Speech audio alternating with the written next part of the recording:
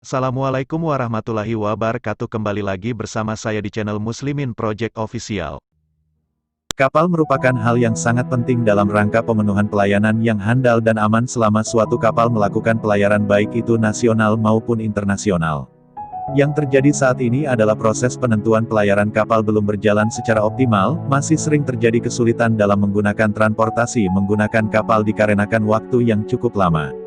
Berikut saya akan menceritakan sejarah kapal Belon atau kapal Sari Borneo yang berada di Kabupaten Sambas khususnya di Desa Sebatuk. Konon kisahnya disinilah kapal Inggris yang karam di perairan Sungai Sambas. Letak kapal Belon di wilayah Kampung Sibatuk, kini Dusun Sebatuk Timur, Desa Tebing Batu, Kecamatan Sebawi. Kawasan ini oleh orang akrab disapa Sebatuk. Kini hanya tiang dan sebagian puing kapal yang tersisa dan dapat dilihat warga. Akibat dari peristiwa itu tak ada lagi kapal besar yang lewat dan singgah ke pelabuhan Sambas. Wilayah karamnya kapal ini berjarak sekitar 12 km dari kota Sambas. Menurut salah satu bagian tulisan buku berjudul Asal-Usul Kerajaan Sambas oleh Haji Urai Jalaluddin Yusuf Datuk Ronggo yang tersimpan rapi di Kantor Arsip Daerah dan Perpustakaan Daerah Kabupaten Sambas, tahun 1815, Sultan Abu Bakar Tajuddin I mangkat untuk penggantiannya dinobatkan putra mahkota Pangeran Anom menjadi Sultan dengan gelaran Sultan Muhammad Ali Safiuddin, Sultan yang ke-8.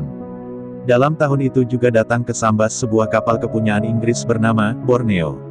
Namun sering orang setempat menyebutnya Sari Borneo. Kedatangan membawa rombongan pejabat dari Inggris, membawa surat resmi dari pemerintahan tinggi Inggris Engelse Tusen Bestur, dari Betawi. Surat resmi tersebut berisikan pengakuan serta mengesahkan Pangeran Anom sebagai putra mahkota. Dan dinyatakan pula bahwa putra mahkota mempunyai hak warisan kerajaan Sambas turun-temurun. Dikabarkan pula ketika kapal utusan ini berlayar kembali pulang ke Betawi, sampainya di Kampung Sibatuk dalam Sungai Sambas kecil telah melanggar batu, hingga pecah. Rangka-rangka kapal tersebut sampai sekarang masih dapat kita lihat di Kampung Sibatuk. Kedatangan kapal ini membawa utusan dari Inggris untuk menghadiri penobatan Sultan. Pulang dari Sambas melalui kembali menempuh jalur Sebatuk. Konon ceritanya, kapal ini saat memasuki jalur Sebatuk melihat banyak batu. Yang berdasarkan cerita rakyat, batu-batu tersebut merupakan reruntuhan Gunung Sebatuk yang kala diterjang Gunung Senujuh.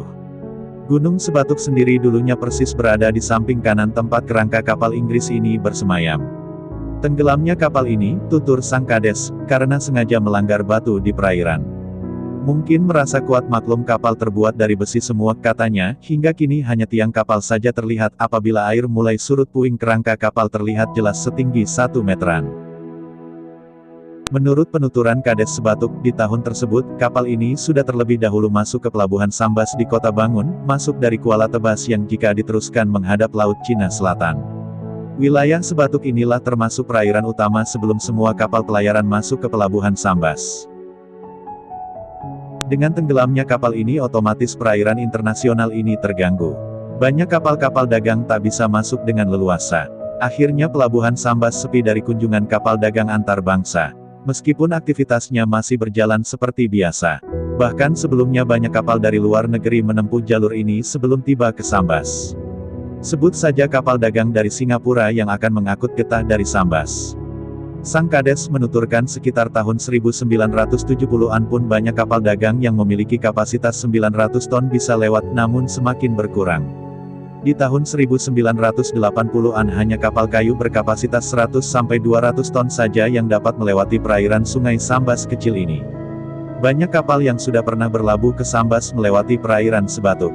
Seperti kapal dagang dari Singapura, Panama, Korea, Jepang.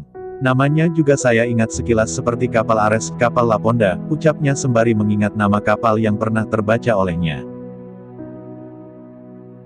Tragedi kapal karam kembali terjadi di tahun 1982, yakni kapal Evar dari Jakarta. Kapal ini juga melanggar batu di Sebatuk lalu karam di Sebawi. Setelah kejadian ini tak pernah lagi kapal dagang atau kapal skala besar masuk ke pelabuhan Sambas. Hal ini selain banyaknya bangkai kapal yang masih tertinggal di dalam sungai, juga disertai pedangkalan di mana daratan semakin tinggi. Tenggelamnya kapal ini bukanlah tak ada solusi. Sang Kades ingat persis di mana ada tim dari pemerintah yang dulunya wakil gubernurnya bernama H. Harun dan camat Sambas masih dipegang Pak Marisak sekitar tahun 1990-an. Tim turun ke lapangan berencana mengangkat puing kapal namun 2 kali turun lapangan, solusi pun tak ada, hingga kini bangkai kapal tetap terbenam di sungai dan menjadi cerita sejarah untuk diketahui generasi penerus masyarakat Sambas. Mungkin sekian ulasan yang dapat saya sampaikan kali ini dan saya akhiri. Assalamualaikum warahmatullahi wabarakatuh.